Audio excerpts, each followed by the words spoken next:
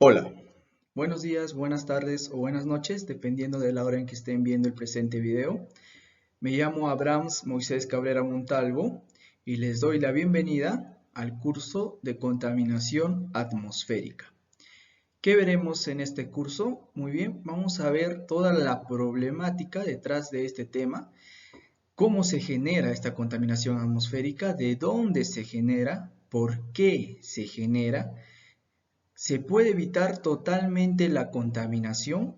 Una pregunta muy clave que a veces pensamos tener una respuesta fija, pero si logramos analizarlo un poco más, y esto más se influye en la parte de una comunicación entre un ingeniero ambiental, entre una persona como ustedes que conocen de la carrera, con una persona lejana a este tema medioambiental, ¿no? ¿Se puede evitar totalmente la contaminación? Muy bien, vamos a ver eso. Vamos a ver también cómo afecta esta contaminación al medio ambiente, a nosotros como seres vivos, entre otros factores. ¿Qué consecuencias trae la contaminación atmosférica? También vamos a tocar ese tema. También vamos a ver, ¿tiene relación la contaminación atmosférica con el desarrollo sostenible? ¿Sí? Vamos a ver qué es también desarrollo sostenible y por qué tiene esta relación con la contaminación atmosférica.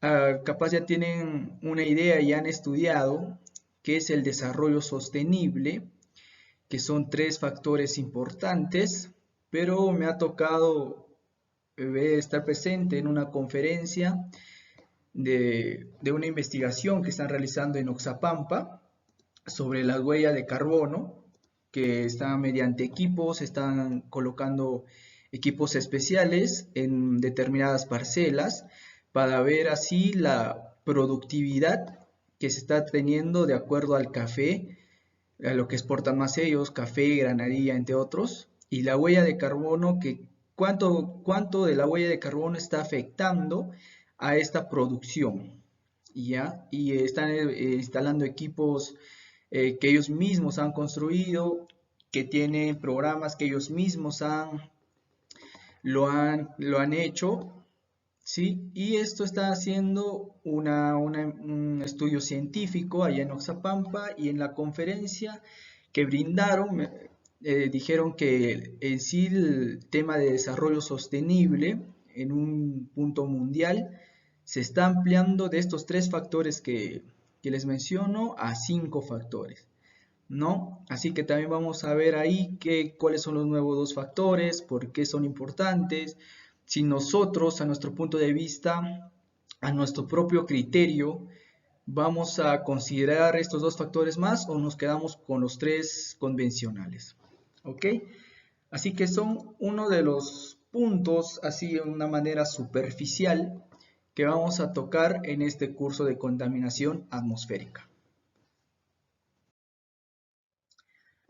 Muy bien, entonces vamos a comenzar viendo la historia. ¿De dónde viene la contaminación atmosférica? ¿Dónde se inició? ¿Por qué se inició? Y todo eso para tener un poco en claro, si no sabemos de dónde venimos, no vamos a saber a dónde vamos. Así que es muy importante saber la historia y cómo, si se ha mejorado o no se ha mejorado en este tema. Muy bien, llegamos al punto de revolución industrial. El tema de revolución industrial es muy importante y sí o sí lo van a tener que llevar en toda la carrera de ingeniería ambiental. ¿Por qué? Porque la revolución industrial marca un antes y un después de cómo funciona la sociedad, de cómo funciona una sociedad, marcó un punto y aparte, ¿ok? Y aquí podemos decir que empezó una masiva contaminación por la industrialización que se produce en sí. ¿Ok? Ustedes me dirán, pero ingeniero, la contaminación atmosférica comienza mucho antes que la revolución industrial. Y yo les diré que sí, tiene razón. Por ejemplo, podemos decir que se inicia cuando descubren el fuego. ¿Ok? pero ese punto lo vamos a ver en las clases en vivo con el apoyo de una página web muy interesante, y ahí lo vamos a tocar con mayor profundidad. Muy bien, ahora vamos a comenzar con lo que es revolución industrial. Hay que recordar que en la época del Neolítico se aprende lo que es el arte de plantar, la agricultura, la ganadería, y se dieron cuenta que ya no necesitaban ser nómadas para vivir, ¿ok?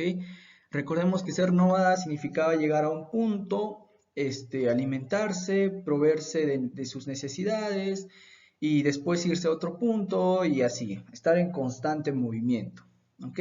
Pero ellos al descubrir la agricultura, la ganadería, que podían plantar, que podían cosechar, se vuelven sedentarios y recolectores, y por ende surge una nueva civilización. Al igual que ese cambio drástico, porque al descubrir que no es necesario estar viajando constantemente para sobrevivir y que podemos quedarnos en un solo punto, marcó, como les menciono, una nueva civilización y fue un cambio drástico. Igualando este cambio drástico, ¿sí? Podemos decir que en la revolución industrial el cambio drástico significó que este sistema rural que tenían antes, el sistema rural que era la agricultura, el sistema rural que las personas estaban en el campo y estaban bien ahí, ocasionara que miraran muchas personas a lo que son las capitales o a las ciudades. ¿Para qué? Para poder trabajar, porque había un auge y un aumento de trabajos por la industrialización. Entonces hubo un cambio de un sistema rural, que es la agricultura, a un sistema de producción industrial que se realizaba en las ciudades. Entonces ahí podemos ver también ese cambio drástico que no se vivía desde el Neolítico, desde el punto que ya les estaba explicando. ¿Ok? A mitades del siglo XVIII en Inglaterra había 13 colonias británicas que se independizaron. Se independizaron y eso marcó la edad contemporánea. Y en esa edad contemporánea se derroca al monarca. Cuando derrocan al monarca, los súbditos ya pueden tomar sus propias decisiones.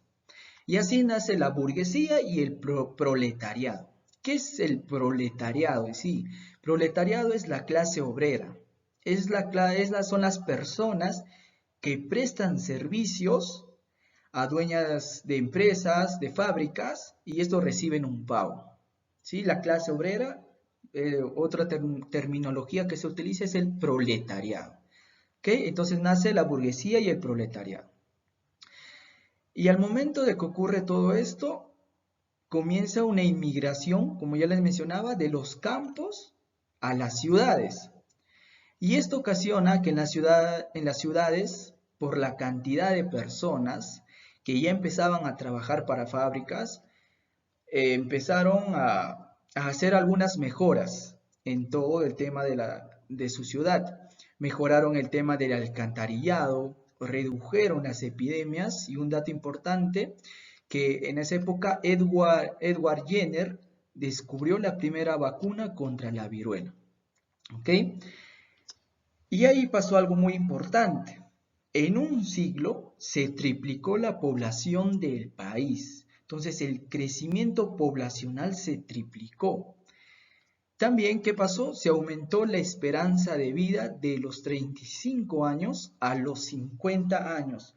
¿Se imaginan vivir en una época donde te digan que es muy probable que a los 35 años vas a morir? Ok, es una locura, ¿cierto? Pero en ese año se aumentó la esperanza de vida de los 35 hasta los 50. Muy bien, de ahí pasamos al avance tecnológico también que pasó en ese ciclo. Y aquí es el punto donde comienza, se puede decir entre comillas, la revolución industrial, que fue que inventaron, ¿sí?, la máquina de vapor. ¿Okay? Entonces, al inventar esta nueva tecnología de la máquina de vapor, por el ingeniero James Watt, ¿sí?, marcó el punto. ¿Ok? Ahí marcó el punto. Esta máquina de vapor, ¿en qué consistía? Consistía en un motor de combustión externa que transforma la energía térmica de una cantidad de agua en energía mecánica.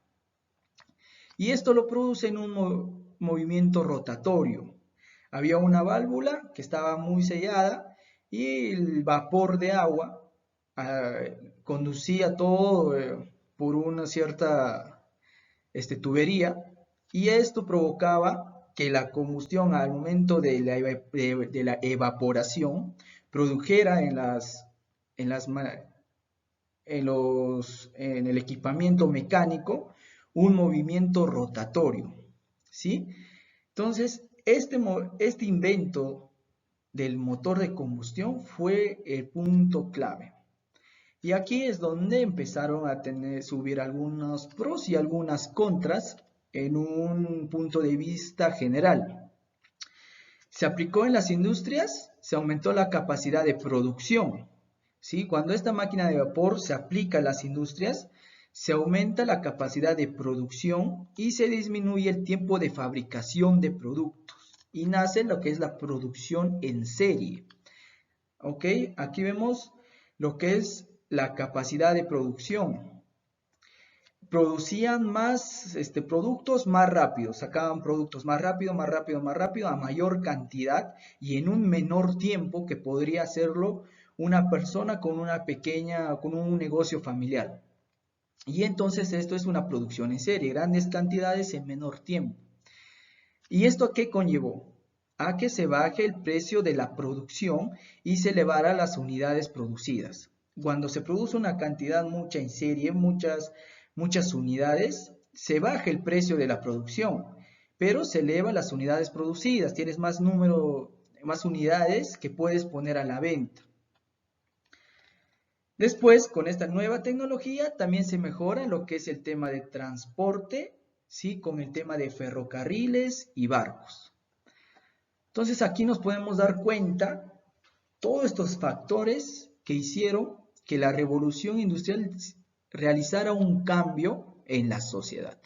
Las personas tenían unos negocios pequeños, familiares, puede ser, no sé, de carpintería, entre otras, pero al momento de que se inventa el motor de combustión, empezaron a lo que es a producir las fábricas, las industrias de grandes dimensiones, y esto hizo que estos pequeños negocios desaparecieran y se volvieran también en nuevas empresas.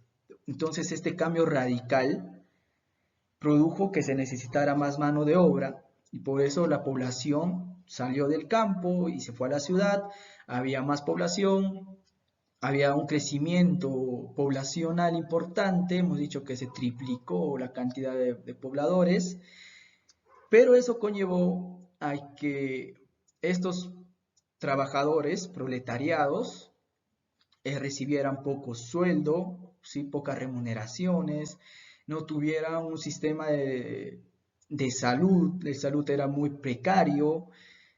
Después, el tema de seguridad también, estos trabajos no eran muy seguros que digamos, y todos esos problemas conllevó a una segunda etapa de la revolución industrial. ¿Ok? Mientras tanto lo vamos a dejar ahí. Y ya teniendo un poco más, ya que nos quedamos un poco con la idea de la revolución industrial y todo el cambio que trajo, nos damos cuenta que empezó ahí a haber un aumento en lo que es la contaminación atmosférica por los gases que ya se producía y se empezó a producir con mayor cantidad. ¿Ok? ¿Qué pasó después de la revolución industrial? En 1810, Francia publicó un decreto que promulgaba la necesidad de realizar un control de la calidad de aire. La revolución industrial empezó a emanar mucha contaminación atmosférica, que para esos tiempos no sabían lo perjudicial que podría llegar a ser. Y Francia es uno de los primeros países que se dio cuenta y dijo, ok, estamos haciendo algo mal con lo que es el tema de la calidad del aire, ¿sí? Y entonces decretó que promulgaron la necesidad de realizar un control. ¿Sí? Entonces se vieron a la necesidad de tener un control para tener un equilibrio en lo que es la calidad del aire.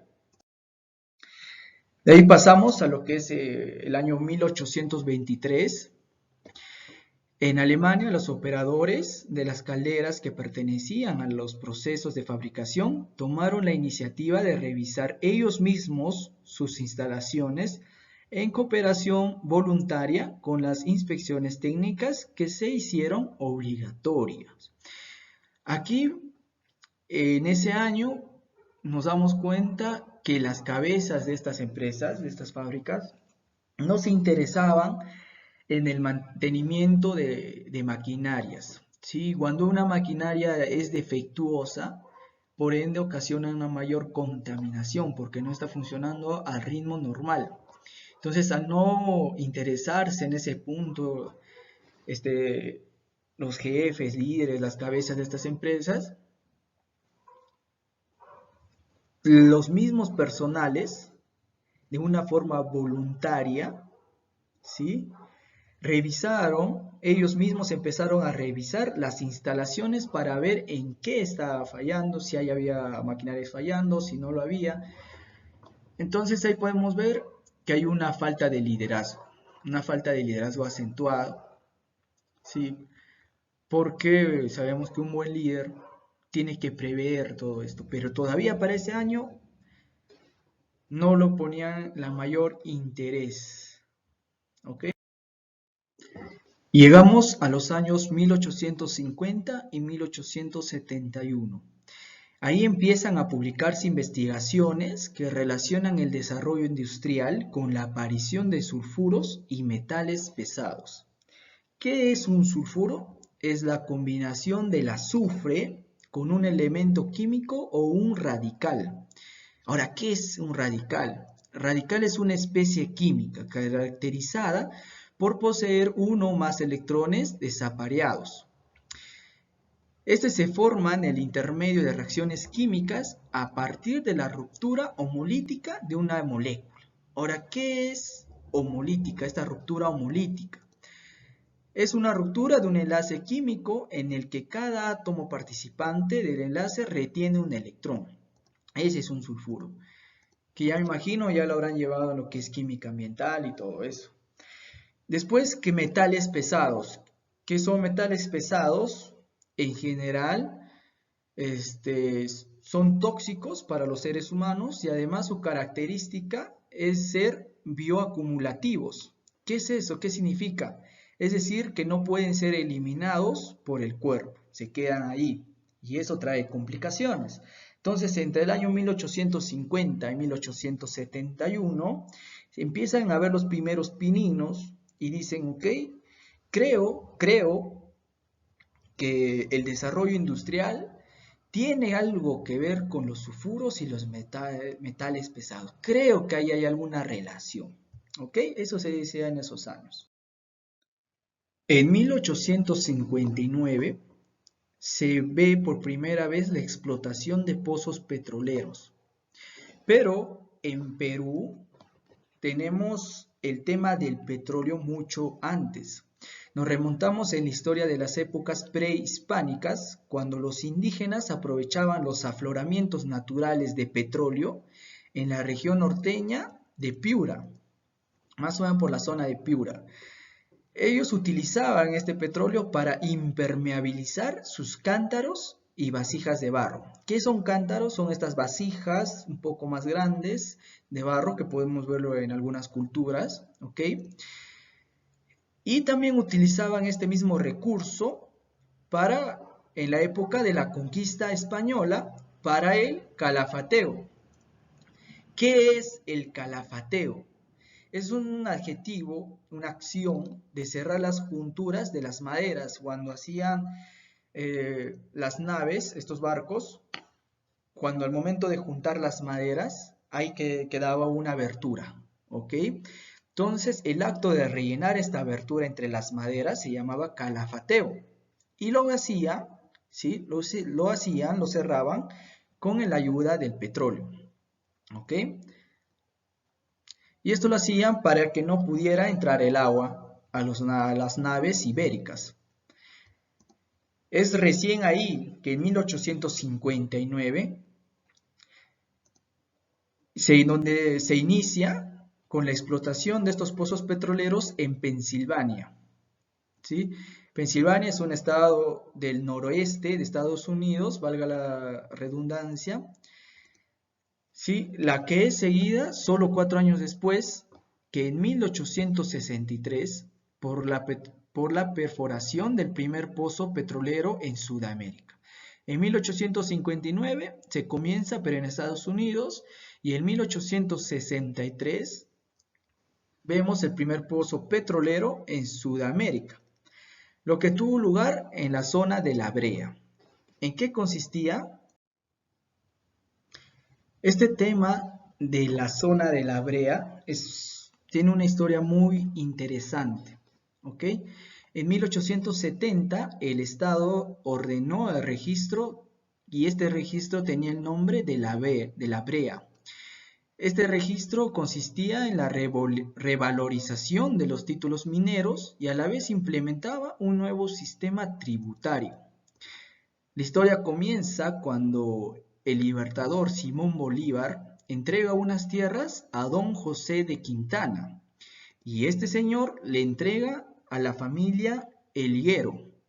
¿Okay? Esta familia Elguero se niega a realizar este registro denominado La Brea y lo incumplió, no lo quiso hacer y ordenó en 1870 una solicitud para la confirmación judicial del título otorgado por Bolívar al señor José de Quintana y que le había entregado a la familia Elguera.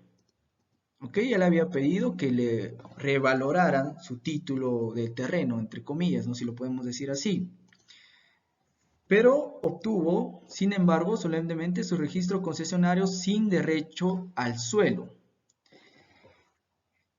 Acá podemos ver que ya empezamos a tener uno de los problemas, si podemos decir así, de todo lo que es los recursos naturales.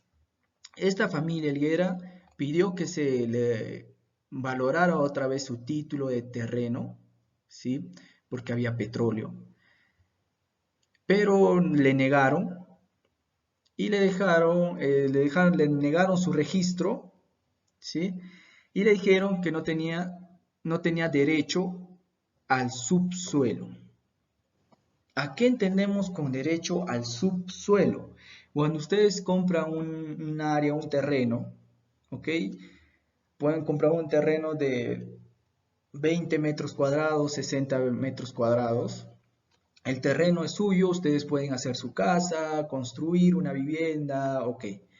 Pero de ahí a que ese terreno, ustedes tienen su título, ustedes son los dueños, pero ¿a cuántos metros de profundidad les pertenece realmente a ustedes? ¿Okay? Si empezamos a estudiar un poco lo que son las leyes, la Ley General del Ambiente, que es la Biblia de todo ingeniero ambiental, nos menciona que el Estado es dueño de los recursos naturales. ¿Okay? El Estado es dueño, le estoy diciendo de una manera coloquial, porque ahí lo dicen de otra manera, pero la idea es esa, que el Estado es dueño de los recursos naturales. Y que el Estado, como el petróleo es un recurso natural, no renovable, entonces el Estado es dueño del petróleo. Por ejemplo, si ustedes en su vivienda encuentran petróleo, no son los dueños de ese petróleo en sí, porque ustedes no tienen el derecho del subsuelo de ese terreno. Entonces ahí, en esa historia que les estoy contando, se marca uno de los primeros problemas legales, entre comillas, respecto a este tema, que de seguro lo han llevado o lo van a llevar en el curso de recursos naturales, cuando toquen la parte legal, cómo se maneja un poco más. En 1872, en Inglaterra, se empieza a hablar de un fenómeno nuevo llamado la lluvia ácida, llamado así por las altas concentraciones de dióxido de azufre, que estaba presente en las lluvias. Pero en sí llamamos lluvia ácida a una precipitación, ¿ok? Que presenta elevadas concentraciones de ácido sulfúrico y nítrico. Por ejemplo, la capa vegetal en descomposición y los volcanes en erupción liberan algunos químicos a la atmósfera, ¿sí? Que pueden originar lluvia ácida. Pero la mayor parte de estas precipitaciones son el resultado de la acción humana. El mayor culpable de este fenómeno es la quema de combustibles fósiles procedentes de plantas de carbón generadoras de electricidad, las fábricas o los escapes de automóviles. La lluvia ácida es consecuencia directa de los mecanismos de autolimpieza de la atmósfera. Cuando el ser humano quema combustibles fósiles, libera dióxido de azufre y óxidos de nitrógeno. Estos gases químicos reaccionan con el agua, que está en suspensión, el oxígeno y otras sustancias para formar soluciones diluidas de ácido nítrico y sulfúrico. Los vientos propagan estas soluciones acídicas en la atmósfera a través de cientos de kilómetros. Y cuando empieza a llover, esta lluvia ácida llega a la Tierra. ¿Y en qué influye? Esta lluvia llega a la Tierra y se infiltra a través de la superficie y se mezcla con el agua residual y entra en los acuíferos y suelos de cultivo. Esta lluvia ácida tiene muchas consecuencias nocivas para el entorno, pero sin lugar a dudas, el efecto de mayor incidia lo tiene sobre los lagos, ríos, arroyos, pantanos y otros medios acuáticos. Cuando decimos lluvias ácidas, capaz nos imaginamos ese capítulo de Los Simpson donde Homero está entrando a la fábrica y empieza a llover una lluvia ácida y le empieza a corroer todo su casaca, todo su polo, ¿ok? Tenemos esa idea de lluvia ácida.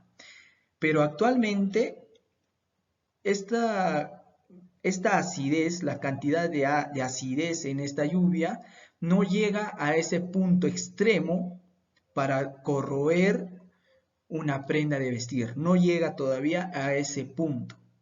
Lo que sí perjudica actualmente la lluvia ácida es que cuando cae, esta lluvia ácida tiene un contacto, ya puede ser directo en un lago, en un río, o puede contener un contacto indirecto con lo que es la escorrentía subterránea. La lluvia cae, se infiltra, llega a lo que es la escorrentía subterránea y así a quienes afecta a los acuíferos, ¿ok? Y como ya les mencionaba, puede tener un contacto directo con los lagos, ríos, y estos medios acuáticos son los que sufren más con estas lluvias ácidas.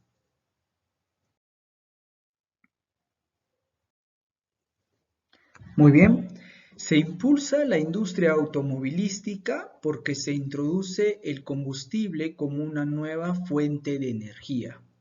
Datos interesantes aquí, por ejemplo, en el año 1886 en Alemania se crea el primer automóvil.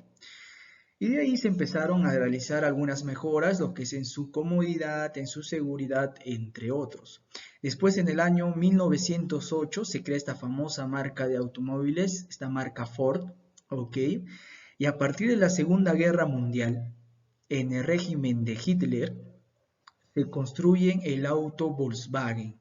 Este auto Volkswagen, más conocido aquí como Zapitos, los que tienen aquí esta imagen, en la imagen, sabían que estos autos Volkswagen, los Zapitos, fue construida en el régimen de Hitler. ¿Ok? Un dato interesante ahí. ¿Y estos autos qué características tenían? Estos Zapitos tenían la característica de que eran más accesibles al ciudadano promedio. En otras palabras, eran más baratas y las personas en un estado económico normal podía acceder a ellas. Porque antes de esto, no todos podían tener un automóvil. Aquí otro dato muy interesante es que si actualmente ponemos un auto tras otro auto tras otro auto y hacemos una fila de automóviles, esta fila daría 34 veces la vuelta a la Tierra.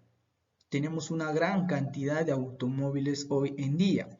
Estos automóviles representan un porcentaje muy elevado del impacto negativo hacia el medio ambiente, ya que no implica únicamente la quema de combustible en sí, sino todo lo que conlleva la manufactura de cualquier vehículo. Toda la contaminación a la que estamos expuestos, principalmente en las grandes ciudades, en las capitales, es producida por aquellos emisores de gases de escape, así como la fuerza de tracción empleada en las industrias y en el área de lo que es el transporte. Y esta problemática de automotriz lo tenemos presente o lo teníamos presente muy marcada aquí en la ciudad de Huánuco. Como ustedes ya sabrán, uno de los mayores problemas que existe aquí es el problema del área automotriz.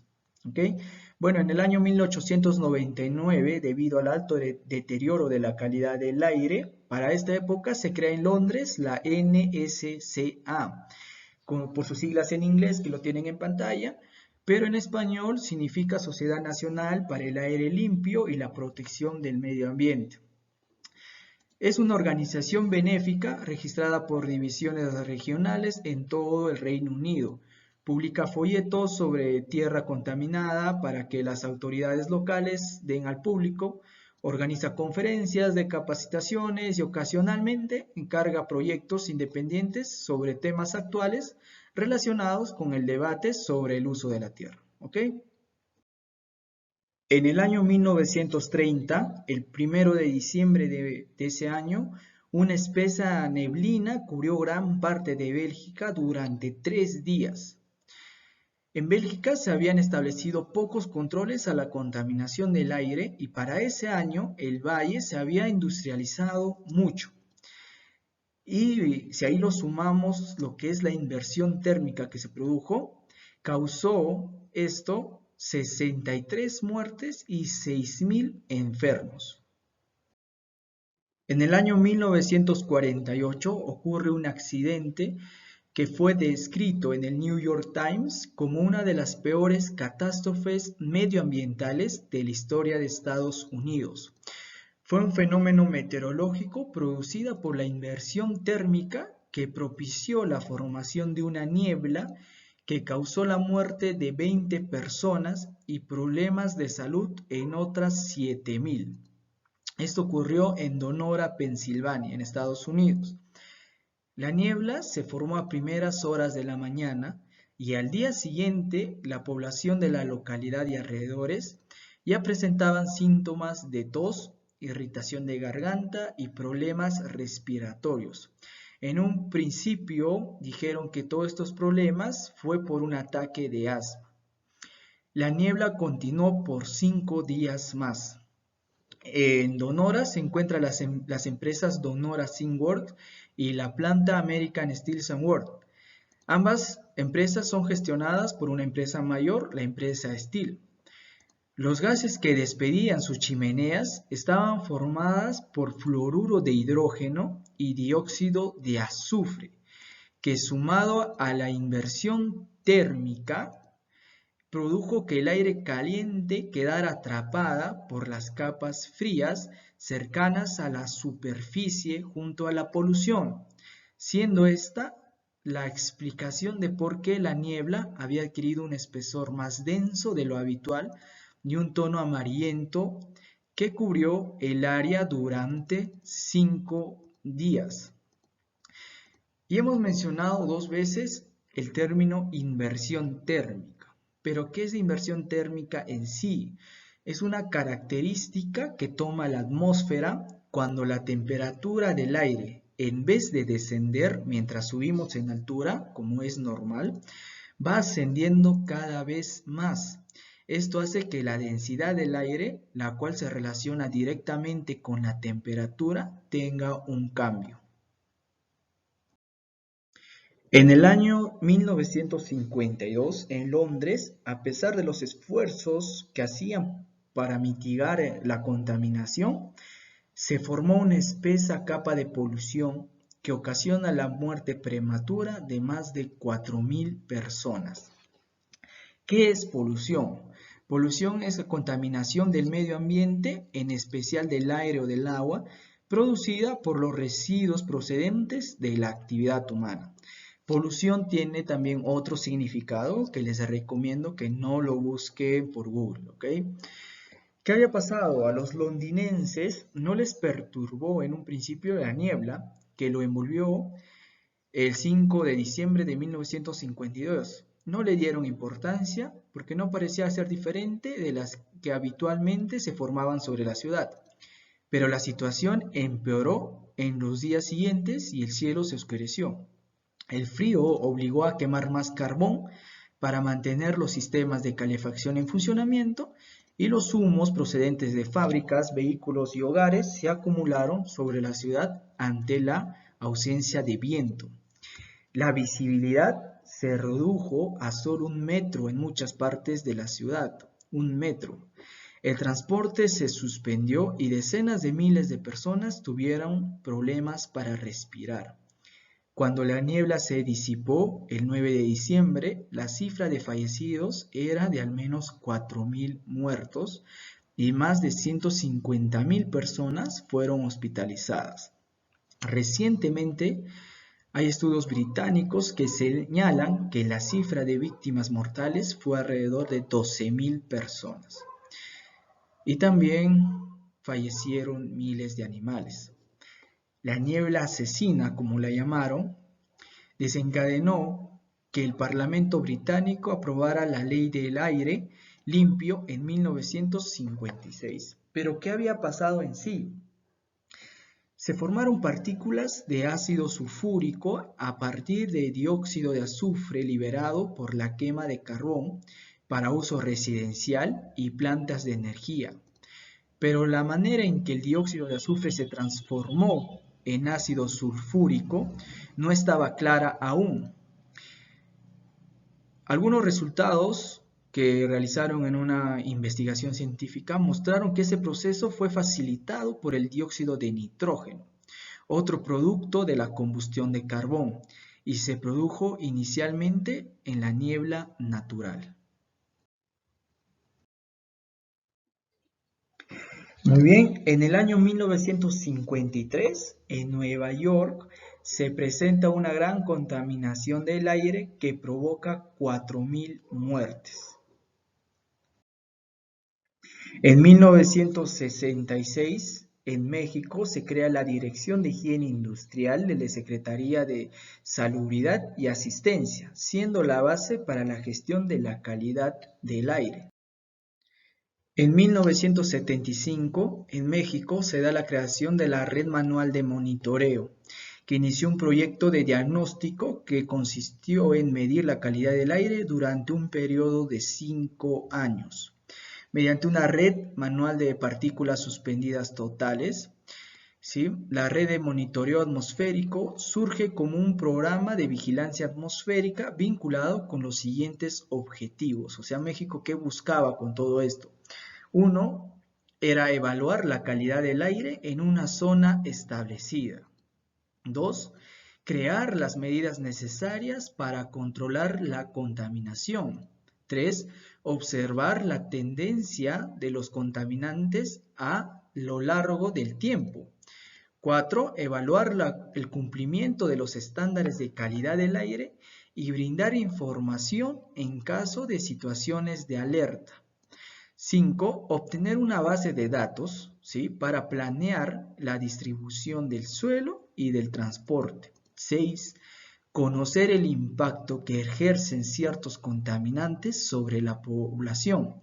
7, proporcionar datos para el desarrollo y la validación de modelos. Y 8, desarrollar estrategias de control para prevenir problemas por contaminación o bien eliminarlos. En 1976, en Brasil, se hace la implementación de la red CETESB, para la vigilancia y monitoreo de la calidad del aire. En sus siglas en español significa Compañía Ambiental del Estado de Sao Paulo. En 1978, también en Sao Paulo, se instaura el programa de la contaminación del aire por vehículos automotores, controlando emisiones de gas y ruido en vehículos. En 1988 nos vamos hasta Chile, que establece la red oficial de monitoreo automático de calidad del aire y meteorología, Red MACAM, con sus abreviaciones, compuesta por 5 estaciones.